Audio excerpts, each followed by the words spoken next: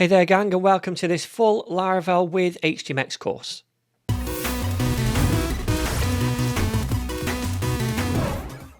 Alright then gang, in this series we're going to be using HTMX, which is a front-end library that extends the capabilities of HTML, and Laravel to power the backend to progressively enhance this novel outlining application right here, which I've called Architect.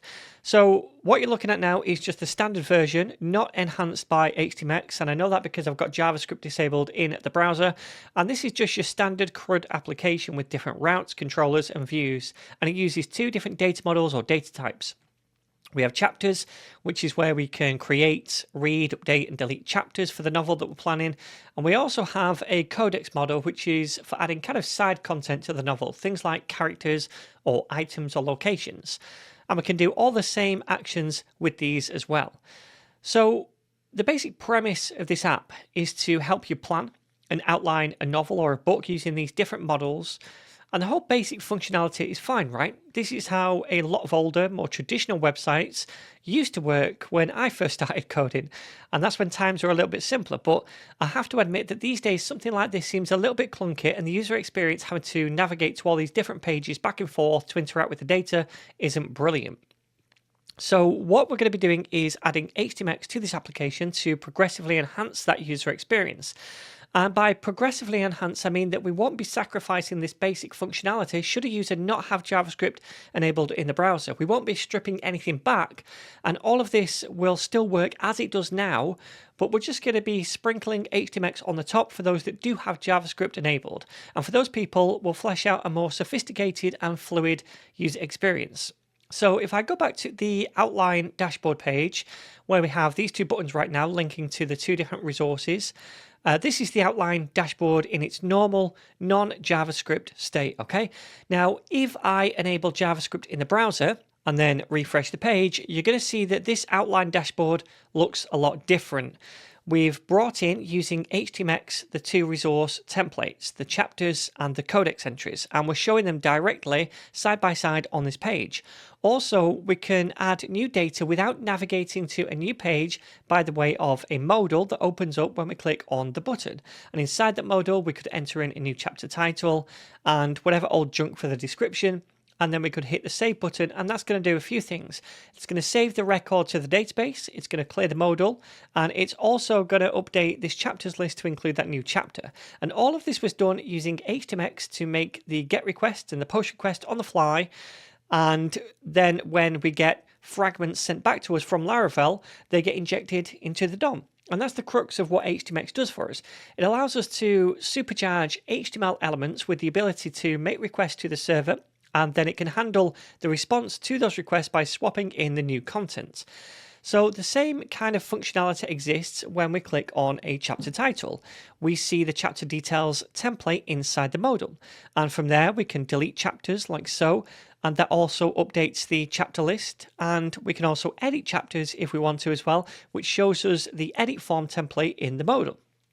Now, on top of all of that, we can also reorder these chapters by clicking on these little handles over here and dragging them up or down. And when we let go, it's going to move that chapter into that position and update all the chapter numbers to reflect that change. And this was actually done using a combination of HTMX and a library called Sortable, which is really cool, and we'll see that later on. But anyway, this is a much better overall experience, I think, because we can see and do everything from a single outline dashboard page rather than navigate around a load of different pages. But like I said before, those pages will still work on their own. You can still manually go to those pages and view them that way if you want to, and everything would just work the way it did before.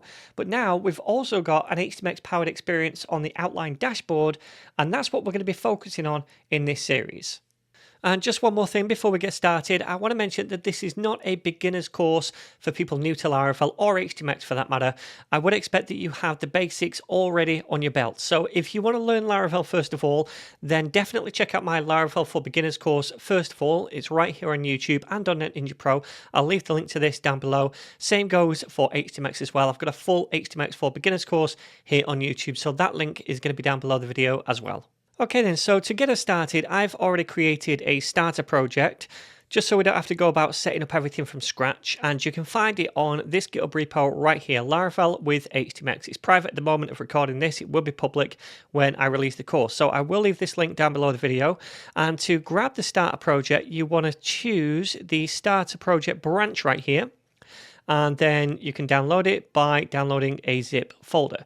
Once you've done that, you want to extract the folder, rename the project to whatever you want to call it, and put it into the directory where you normally serve Laravel projects from. I'm using herd to do that, so I'm going to put it into my herd directory and then open it up inside VS Code.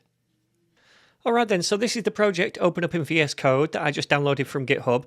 You can see I've renamed it to Architect, and we have all of the start files, folders and whatnot already in this project. So the first thing we need to do is install all the PHP dependencies. So I'm going to open up the terminal and I'm going to make sure I'm in the correct directory right here. And then I'm going to type composer install and hit enter to do that.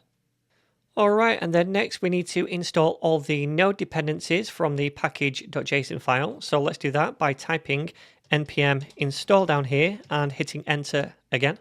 Alright, and the next thing we need to do is copy this env.example file into just a normal .env file, and then we need to edit a couple of the values inside that new file. So let's do that by coming to the terminal again, and then I'm going to say cp to copy a file, then .env.example, that's what we want to copy, and we want to copy it to a file called .env.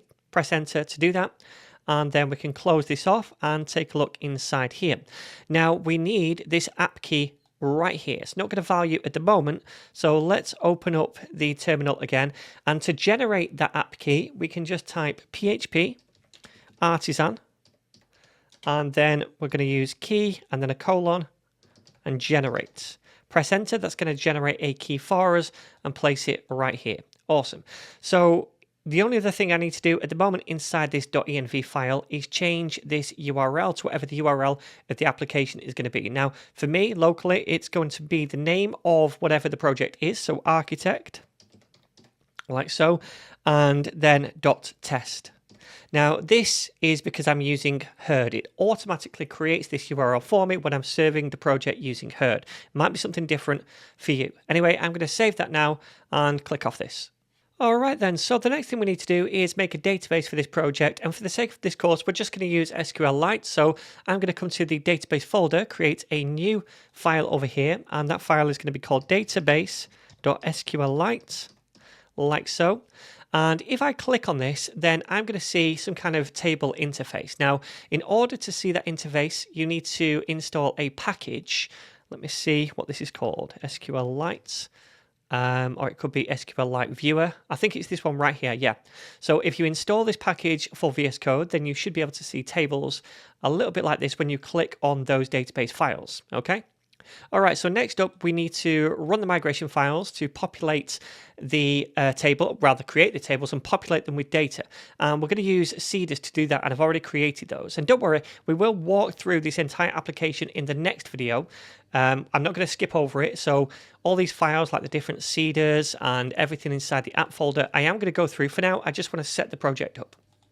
Anyway, let's run those migrations by coming to the terminal, and we're going to type php artisan and then migrate, and then use the seed flag to seed the tables with data. So once we've done that, we should be able to open this up and see the tables right here, which we can. And you can see I've got one for chapters and codexes with some dummy data in to begin with as well. Awesome. Okay, so finally, I want to run this application and preview it in a browser. So I'm going to open up the terminal and I'm going to type npm run dev, and I'm doing that so I can spin up Vite, which serves all of the assets for me, like the CSS. And you can see right here now, we have this app URL, architect.test, and I'm going to be able to view that in a browser. Alright, and there it is in the browser. So this is pretty much the same application I showed you at the very start of this lesson, where we don't have HTMX added to this yet. We do have JavaScript enabled, so it's not that that's causing it to look like this. It's because we've not progressively enhanced the application yet. So we can click around all these different things. Let's just make sure they work by adding a new chapter. Let's call this my new chapter. And then, hello, create the chapter. And yet we can see it created it. We can go back to the full chapter timeline to see that new chapter down here. There it is. Awesome. So yeah, this is all working by the look of it. And by the way, if any of this was too fast for you, or if you don't know how to set up a Laravel project, then this is not the place to start. Really, I would recommend checking out that Laravel for Beginners series I mentioned earlier on in the video. Okay then, my friends, so that's pretty much it for this first lesson. We've got the starter project up and running, and in the next lesson we'll be walking through the different moving parts in that starter project so you're completely up to speed before we then start adding HTMX to progressively enhance it. By the way, if you wanted to get early access to the entire course now, you can do. It's all up on the NetNinja.dev website. So it's just $2 to buy, or you could sign up for a NetNinja Pro account, which is $9 a month. And for that, you get instant access to all of my courses, including all of my masterclass courses and Udemy courses as well. And if you want, you can get your first month half price using this promo code right here. So again, I'm going to leave this link down below. Really hope you enjoy the course, and I'll see you in the next video.